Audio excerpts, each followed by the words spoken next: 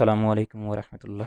Students, आज का जो हमारा टॉपिक है वो हमने देखना है uses benefits and complication of tracheostomy tube. ठीक है जी, ट्रैकेस्टमी ट्यूब के यूजेस हम किन किन एनवायरनमेंट में करते हैं, कब करते हैं।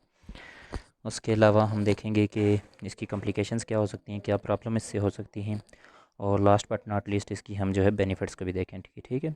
तो यूजेस में सबसे पहली जो चीज़ है कि uses of tracheostomy positive pressure ventilation के लिए हम इसको यूज़ करते हैं। पॉजिटिव प्रेशर वेंटिलेशन में ये होता है कि एक होता है ना, अगर आप इस तरह से समझें कि आपके जो लंग्स हैं वो बेसिकली वैक्यूम स्पेस हैं। ठीक है जी, वो क्या हैं? वैक्यूम स्पेस हैं। ठीक है, तो उसमें ये होता है कि जब आपकी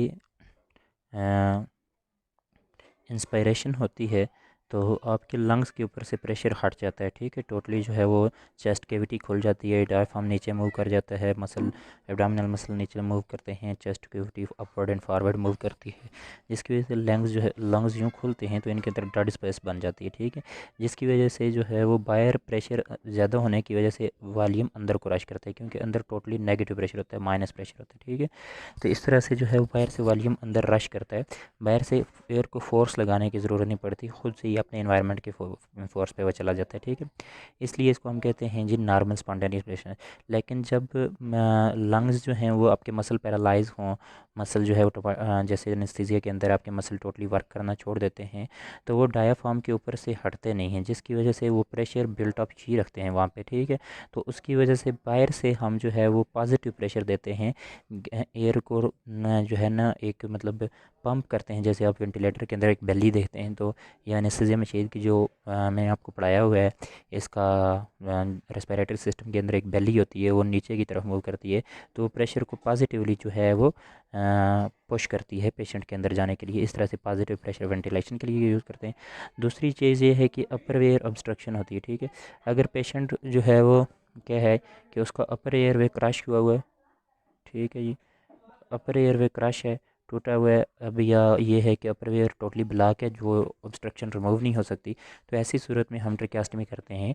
गला काट के जो है वो ट्रैकियल रिंग 3 और 4 के ऊपर जो है वो हम क्या करते हैं, एक ट्रैकेस्टमी ट्यूब डाल देते हैं। ठीक है, major head and neck surgery, अगर बंदे की है ये हेड सर्जरी है जिसके अंदर लॉन्ग टर्म जो है वो सिक्रेशन, लॉन्ग टर्म जो है वो एयरवे को इंटैक्ट रखना है, तो उसके अंदर ये होता है कि ईटीटी स्ट्रेस रिस्पांस क्रिएट करती है, इसलिए वो डिस्कम्फर्टेबल होती है, इसलिए हम इसको ट्रैकेस्टमी ट्यूब डालते हैं। ठीक है, और उसके अलावा अगर नेक की सर्जरी है, जैसे जो है लेरेंजेक्टमी है, लैरिंक्स जो है वो काटा हुआ है, या जो है वो टंग की सर्जरी है, कोई इस तरह की ट्यूमर वगैरह रिमूव किए हुए है, तो अब अपर एयरवे यूज़ नहीं हो सकता, क्योंकि अपर एयरवे तो वहाँ पे खुद सर्जिकल साइट बनी हुई है, वहाँ पे उसकी वजह से ट्यूब नहीं डाल सकती, इसलिए भी ट्रैकेस्टमी को करते हैं हम।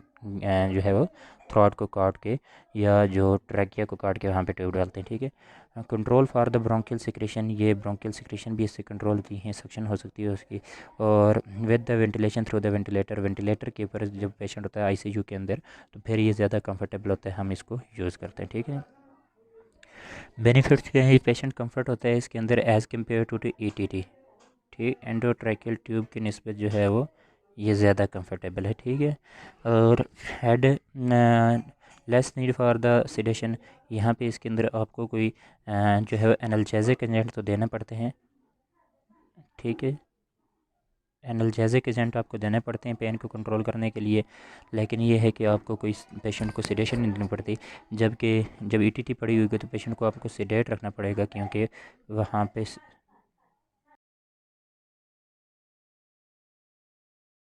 पेशेंट, क्योंकि वहाँ पे आपको उसको सेडेट रखना लाजमी था। ठीक है, और इम्प्रूव्ड ओरल हाइजीन जो है वो इसमें होती है, और उसकी पॉसिबिलिटी होती है ओरल न्यूट्रिशन की, आप जो है वो फीड करवा सकते हैं इसको।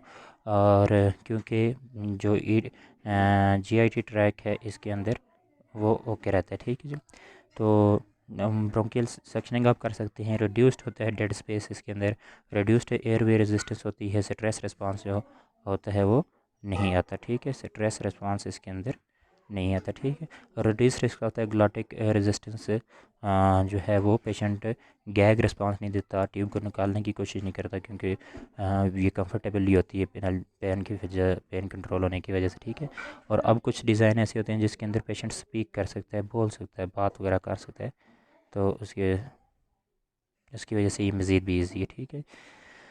इसकी कुछ कम्प्लिकेशंस हैं। कम्प्लिकेशन से पहले ये देख लें कि इसके अंदर मोर्टेलिटी रेट जो है लेस देन 1% है, लेकिन 40% इसका जो है वो 40% है वो इसका इन्फेक्शन है, ठीक है। लिहाजा मोर्टेलिटी रेट अगर से कम है, लेकिन इसकी कुछ कम्प्लिकेशंस बहुत ज़्यादा हैं। सबसे पहले इसकी जो है वो कम्प्लिकेशंस को डिवाइड किया गया 3 हिस्सों के अंदर। जो इमीडिएट कम्प्लिकेशन जो फ़ौरन हो जाती हैं, डिलेड हैं जो कुछ टाइम बाद होती हैं, और लेट हैं जो बहुत देर बाद अपना आप शो करती हैं, ठीक है।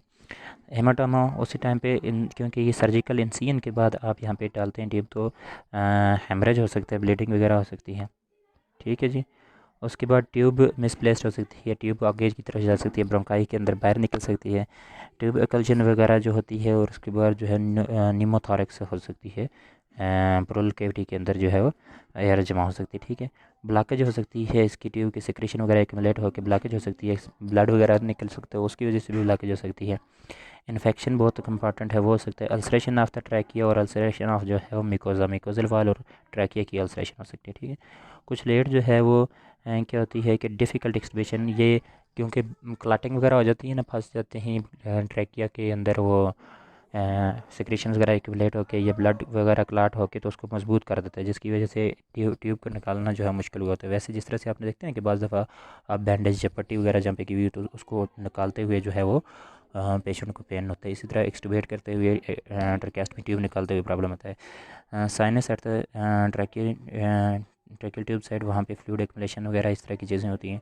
और डिफ़िकल्ट डायलेशन, ट्रैकियल डायलेशन जो है वो, और ट्रैकियल डायलेशन हो जाती है, ठीक है जी। इन्फेक्शन वगैरह होने की वजह से stenosis at the cuff side. अच्छा, आपको मैंने बताया था ना कि ये जो ट्रैकेस्टमी ट्यूब होती हैं वो दो तरह की होती हैं, एक है कफ ट्यूब होती है और दूसरी नॉन कफ ट्यूब, दो तरह की ट्यूब होती है, ठीक है। तो अब जो कफ ट्यूब होती है उसके अंदर जो है वो जब कफ इन्फ्लेट होगा तो वो स्टीनोसिस करवाएगा। वहाँ पे स्टीनोसिस से मुराद है कि ट्रैकिया वहाँ पे जो है सिकुड़ जाता है, ठीक है। तो उसके बाद जो है वो उसके साथ में ब्रेकेज भी होती है, ब्रेक डाउन होती है, ठीक है। ट्रैकिया के ब्रेकेज के चांसेस पॉसिबल होते हैं, ठीक है। और सिमिलरली जो है वो स्कार फार्मेशन होती है, या क्योंकि आपने ट्रैकिया को काट के ना तो ट्यूब डाली हुई है तो डेफिनेटली वहाँ पे एक निशान तो छोड़ जाएगा ना, स्कार बन जाता है, ठीक है। और ये बहुत इंपॉर्टेंट होता है यंग लेडीज़ के अंदर जो है वो कॉस्मेटिक इफेक्ट की वजह से, ये ब्यूटी इफेक्ट की वजह से जो है वो बहुत कंसिडर किया जाता है।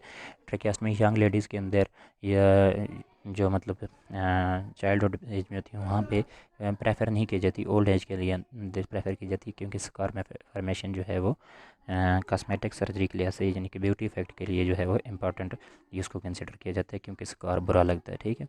ये भी इसके अंदर जो है कम्प्लिकेशन है, ये मैंने नीचे जगह थी नहीं थी इस वजह से इधर लिखा स्कार फॉर्मेशन, ठीक है।